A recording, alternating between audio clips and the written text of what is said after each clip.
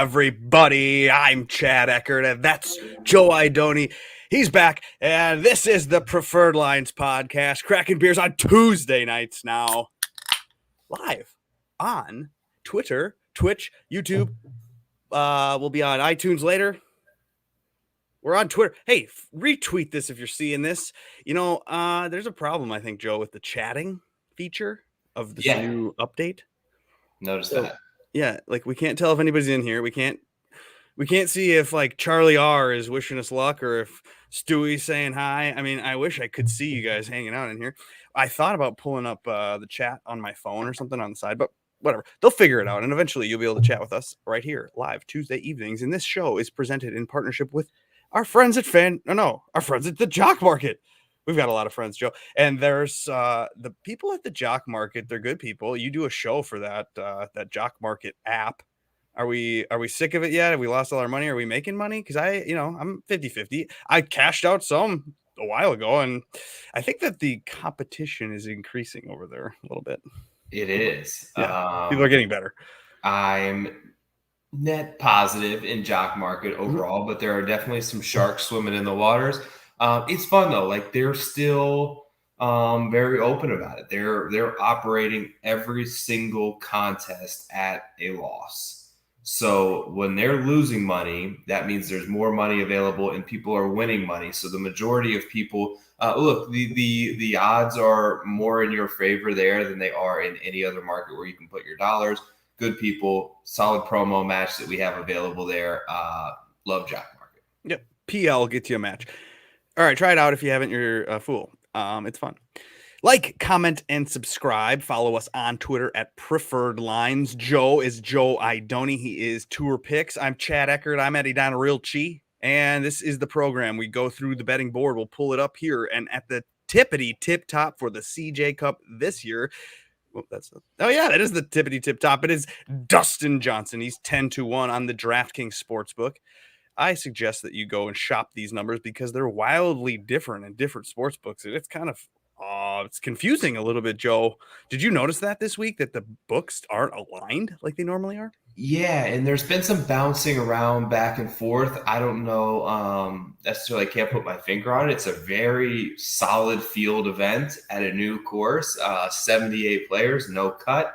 The Summit Club. We don't get too much into diving into the course, but wide fairways, large greens, Fazio. It's going to be easy. They're probably going to get to 20 under par. Nothing new as of late in terms of swing season PGA Tour events. But, yeah, there's definitely some volatility there. Shout out to one of my other partners in Odds Checker. So go check out oddschecker.com. They will show you the different odds from like 12 different sports books here in the United States. You can look, you can shop, you can find the best price, and you can place your bets there. I suppose that is a good idea to do that, especially if you're looking to maximize your return on your investment. Do you do that this week on the top of the board? Dustin Johnson, 10-1. I mean, he was the darling of the Ryder Cup. So then can he come into this CJ Cup playing the same way? Did you get DJ on your card? No, I didn't. I haven't taken anyone at the top yet. We'll see what you think, but I think most people are kind of leaning toward either Morikawa or Xander. I really don't have anything bad to say about either one of them. Xander feels a little bit low to me. Morikawa seems like the one. We know the home course narratives. We know that, he lives on the course. He's in the neighborhood. He's here every day of the week practicing. Should have some familiarity with the greens and the spots to miss and all that good stuff, which could give him a definite advantage, which he doesn't need much of an advantage. He's that good right now. So 16-1 seems like a very, very fair number on him. I elected to go with a couple of bullets in the 30 range instead. Okay. What about you? You take anyone up here? No, I didn't. But for DraftKings, possibly I'd use Xander and JT just because they are the no-cut kings. We've known them to succeed, especially when there's no cut. Do you take that into consideration? Are you looking at, is that why they're 12-1? I mean, is that kind of more noise to you, or do you follow the narrative of a no-cut king? Look, I think Xander is going to be very popular for what we mentioned earlier. Plus he's kind of got this no-cut king thing. So in terms of DraftKings, Yeah, Mhm. I think the other guy that you mentioned is the sneaky one there, and that's Justin Thomas, right? Mhm. Before there was Xander as the no-cut king, it was JT. The last 4 events he played, basically from August on, he really had a resurgence with the irons, which has always been like a year ago, you could pretty much pencil Justin Thomas in for 3, 4, 5 strokes gained on approach every single week. He lost that at a point during the season. I feel like he sort of regained that. Very forgiving off the tee, which a lot of people are like, yeah, that's good for Rory, that's good for speed, that's good for Justin Thomas, Right. right? He's Right. reckless off the tee. So if he can just pound it down there and swing hard and get it in play and rely on his irons, I feel like he could have a very good week for him. The betting number is a little too shallow for me to probably bet at this point. Just there's so many unknowns, right? We've seen Ryder Cup rust is Right. real. Right. It's just 12-1. I'll pass. Yeah, see, I passed too because if I can get someone double that, I mean, these people don't have a twice as likelihood to win a tournament as anybody in the 20s or 30s. So I'm not going to go to the top of the board. I don't really want to do that.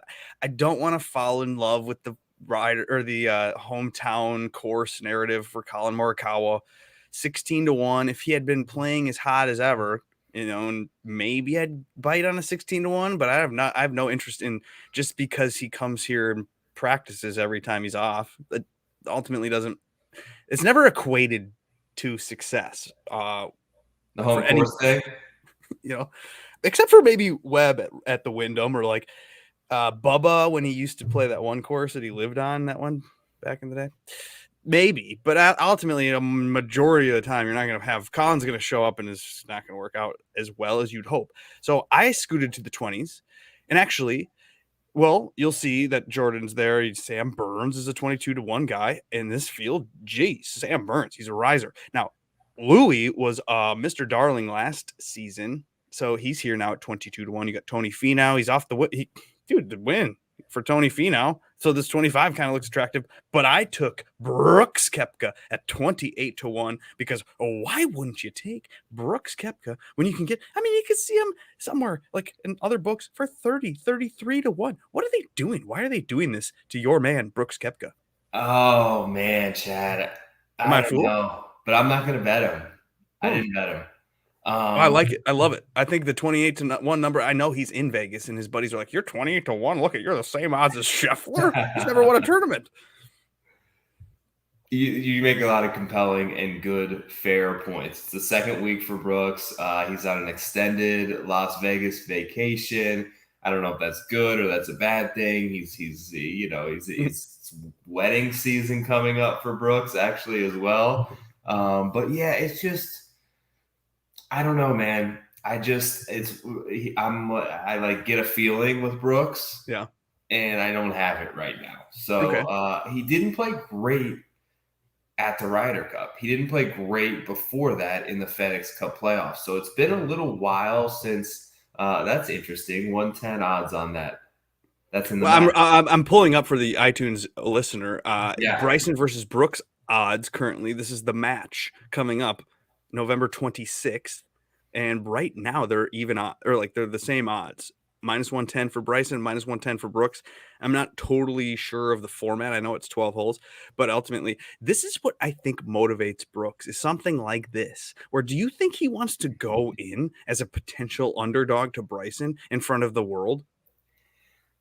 I don't know that it's so much about he cares about being an underdog or a favorite, but he doesn't want to lose that. He Mhm. really doesn't want to lose that. So that will have his full attention. I can guarantee it. I don't know that the CJ Cup does, although it should, right? You look at last week, Shriners, weak field, $7 million purse.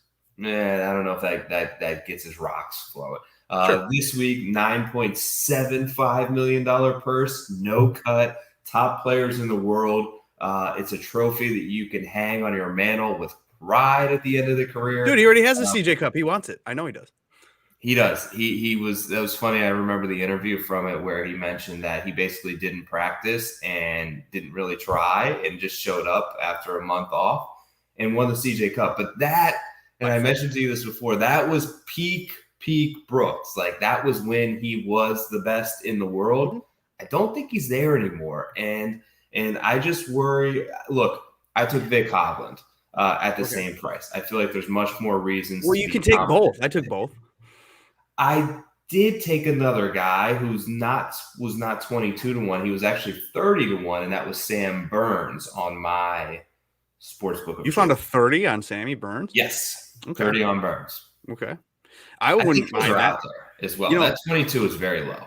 I think he is not a Brendan Todd. We've seen in the fall swings guys peak and do well and then just disappear and do stuff. I think we're looking at now the summer of Sam Burns is going to happen. It's going to happen. Sam Burns is real. I've thought this and known this for a long time. He got a wrist injury, it derailed him for a couple of years. Honestly, Sam Burns deserves to be within the pack of names that you see here. The problem for me is that the 22-1, if we can get Brooks, I can't do it. I really can't do it. So I didn't do it, but I can see why you would. The iron play is there. He's a solid athlete. I can see it. So, I mean, this is going to be from one of these names. Like in the screenshot right here is probably where the winner's going. Yes. Within the screenshot, if you're watching on YouTube right now, is very, very likely that the winner's coming from this range. I would agree. It's funny that we're talking Burns and Brooks because I remember during the Valspar, I think I tweeted something like Burns is the next Brooks or something. I had the Burns ticket. I was like, he reminds me so much of him coming up and just needs that little bit of confidence to take the next step. Like this guy is on a heater right now. He had a bad Sunday at the Shriners. I'm willing to overlook it because his last 7 rounds have been absolute fire. He's killing it off the tee. And same with Hovland. Like there's so much more to be optimistic about. Like I bet him last week at half the number at 14-1. This week he comes in at 28. He had one of the best ball striking weeks of anybody. He actually led the field last week. Off the tee, approach was phenomenal. Gained almost 10 strokes. Lost it all back, Chad, around the greens. I saw that. How can a guy who absolutely stripes it with his irons even get in a situation to lose 9 strokes around the green when he's only like missing like 2 greens around? I don't know how he did that. Yeah. And he wasn't that bad. That being a scenario that is very likely to happen again. I think that he makes both Burns, Hovland birdies. They make a shitload of them. Brooks, on the other hand, I like it a tougher course. I think this thing is like it's going to get out of control, like Caves Valley type shit, where it's like 28 under. Yeah. Now, I get that about the Brooks thing. It reminds me a tiny bit of this Waste Management Phoenix Open win that he had. We could get him at 28 or 35 that week. I couldn't remember exactly. He was 56. Oh, he's 50? Oh, yeah, he was in the 50s that week. That was huge. Okay, well, that's ridiculous. But we didn't have any faith in him, and he didn't even play that great at golf at the Waste Management, and then he showed up and won. I really, truly think that Brooks does take into consideration the things that are happening around him, and he will motivate himself. He does this. And I think he shows up to a no-cut event with a little less pressure. Now, we'll know if Brooks is going to have any chance at all after day 1. Yeah. So, like, if he's even par after the first day and he's in the middle of the pack, he's probably not going to do well. But if he's up there, he's going to find his way and compete. So that's why I like the 28-1. You could probably use that later on in the tournament and maybe to hedge for something. But yeah, maybe you don't want to do that ultimately. But I do love the Brooks Koepka bet at 28-1. I love the other bets too. But let me ask you.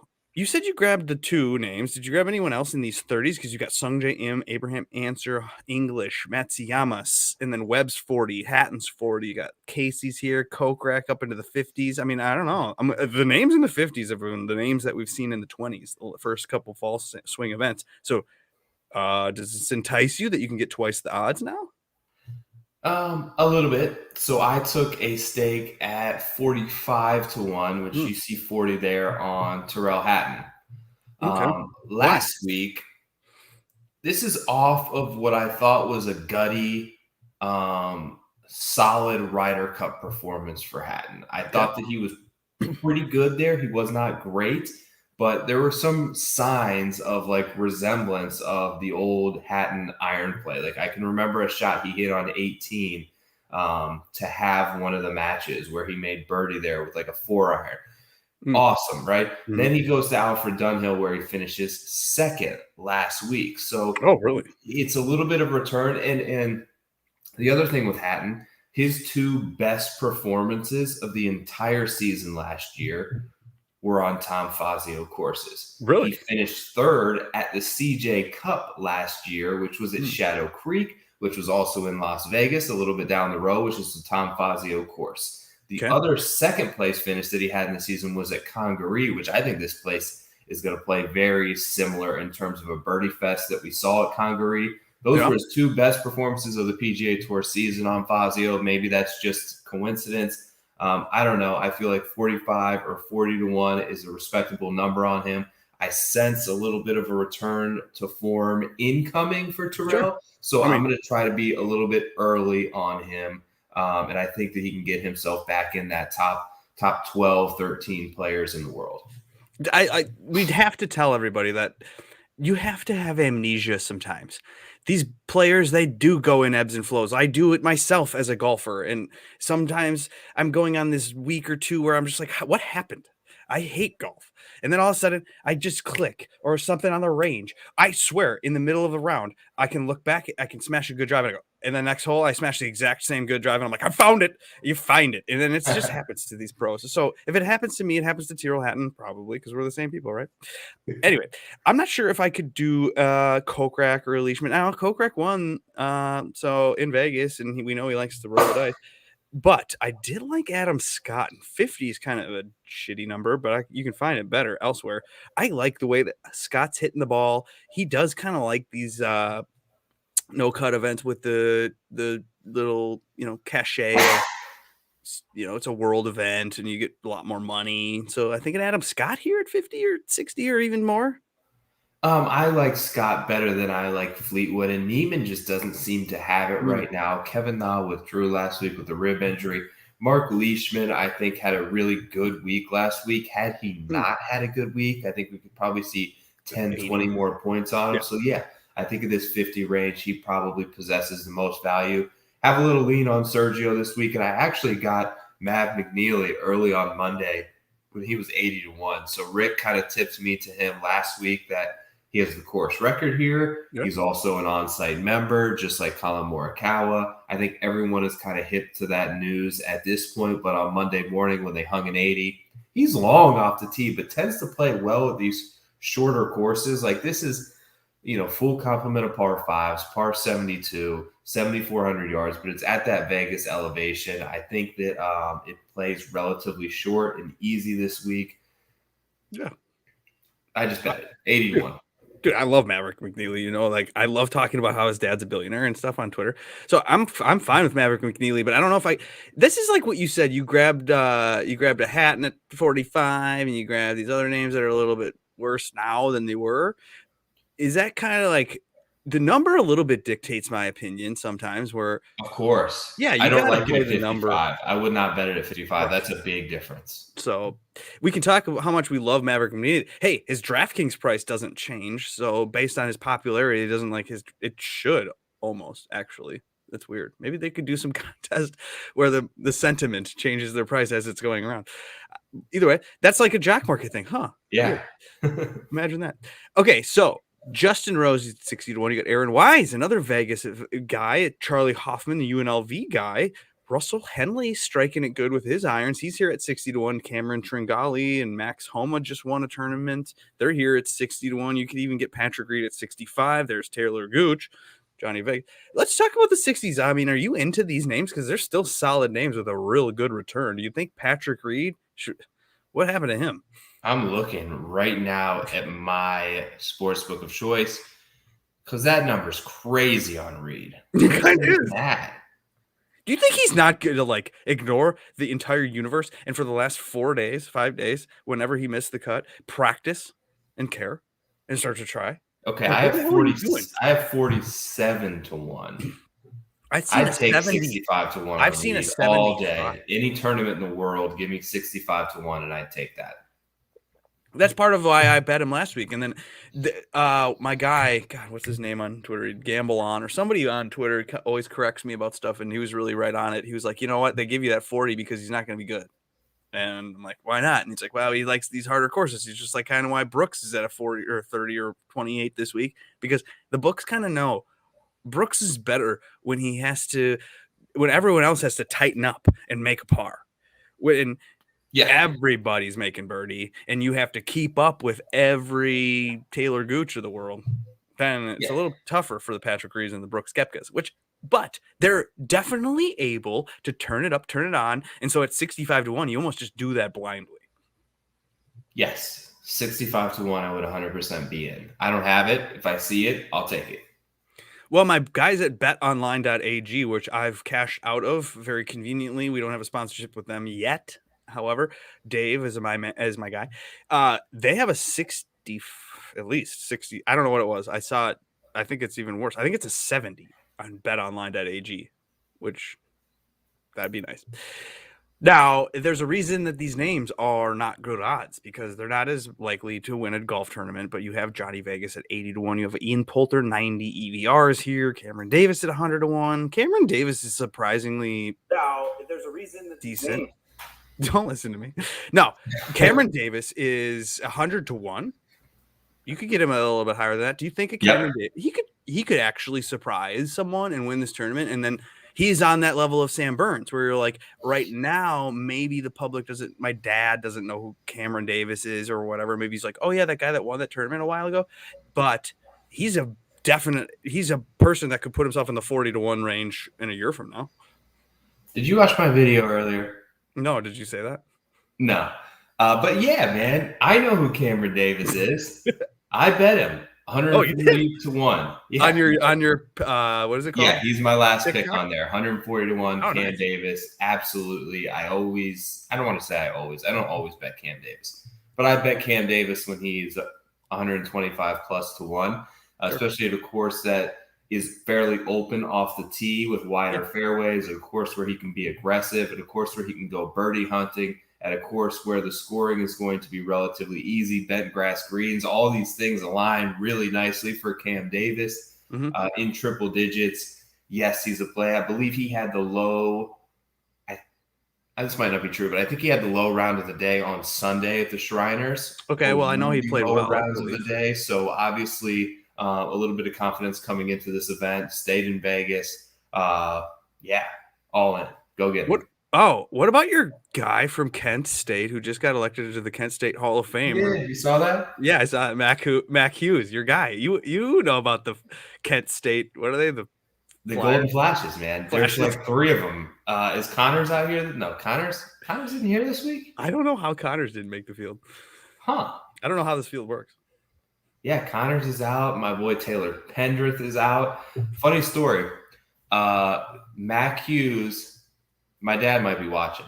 Mac Hughes, Taylor Pendrith, and Corey Connors all worked for my dad. Okay. Doing what?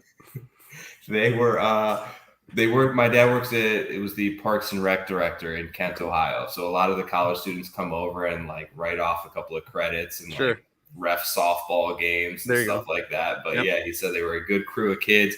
They worked a lacrosse tournament for him and were like keeping score. No way.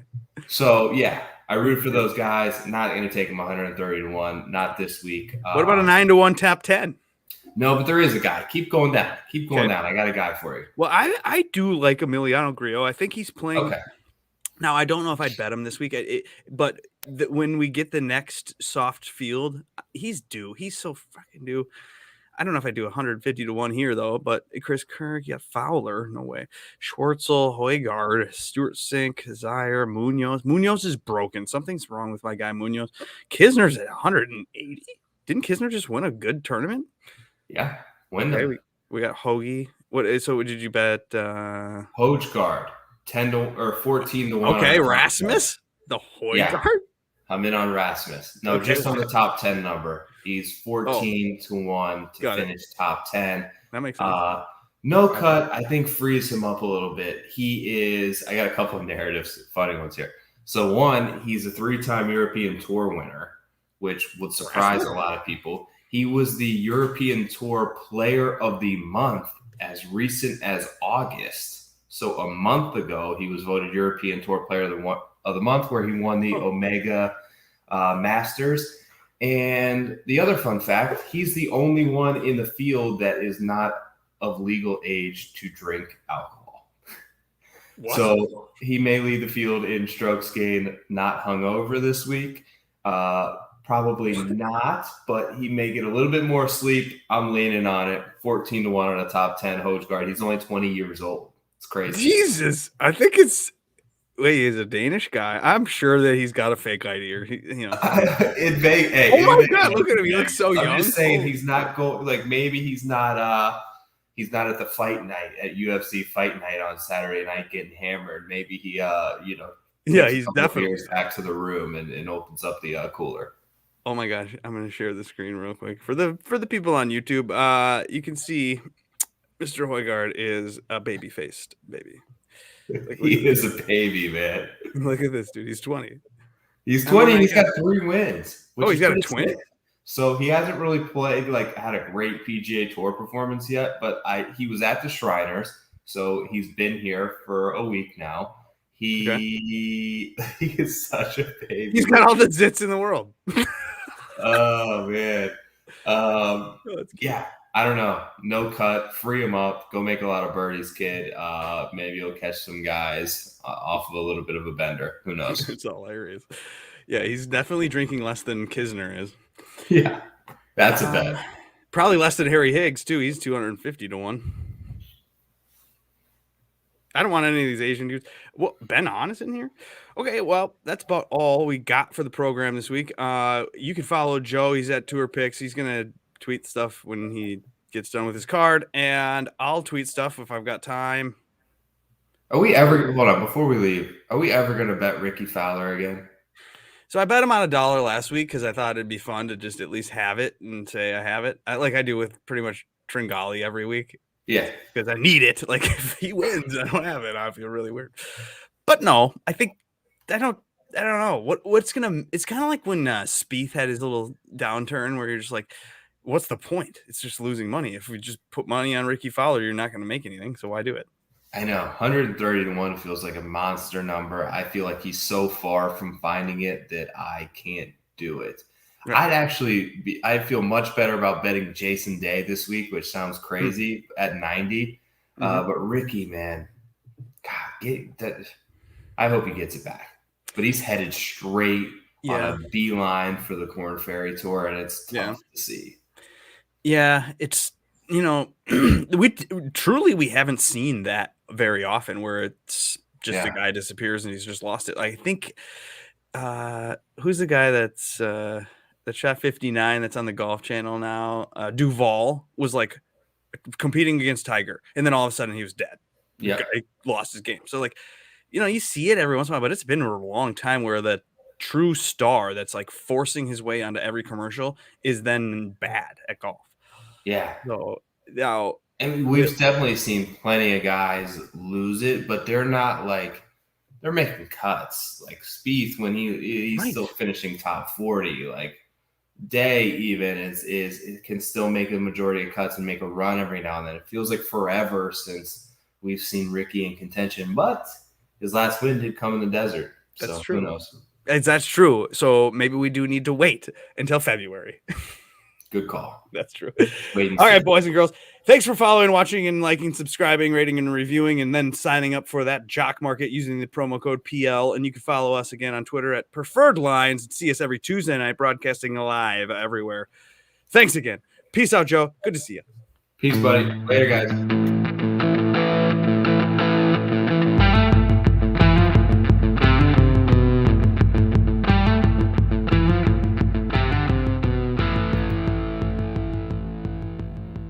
Joe, I think our last show together might be next week before my kid arrives. So, and then you're going to have to take it for a couple weeks. 5 kids between us, man. That's a lot. It's too many. That's a lot of children. What are we doing? We're doing a golf podcast. We got 5 kids. I need 3 monies and no kids, and I have 3 kids and no monies.